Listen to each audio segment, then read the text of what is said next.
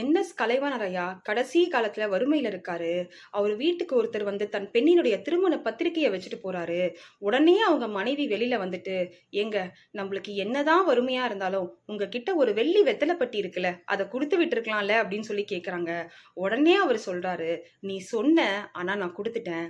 நமக்கு பிரியமானவர்கள் நினைப்பதை நாம் நடத்தி காட்டுகிறோமோ, அது அன்பினுடைய மிகப்பெரிய உச்சங்க. அவங்க செய்யற தவறுகளை மன்னித்து அந்த தவறுகளை ஏற்றுக்கொண்டு வாழ்வது அன்பினுடைய மிகப்பெரிய அதிசயம்.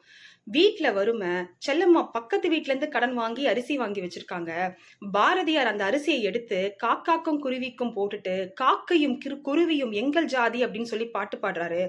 உடனே தன் மனைவிய பார்த்து, என் பாட்டு எப்படி இருக்குன்னு சொல்லி கேக்குறாரு. செல்லம்மா கோவத்தின் உச்சத்துல இருந்து என் முகம் மாறி இருக்குன்னு சொல்றாங்க.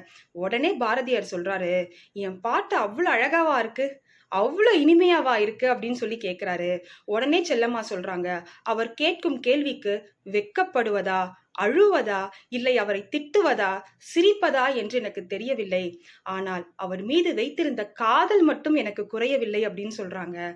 இதுதாங்க மனைவி நினைப்பதை கணவனும், கணவன் நினைப்பதை மனைவியும் செய்கிறார்களோ, அது அன்பினுடைய மிகப்பெரிய உச்சங்க.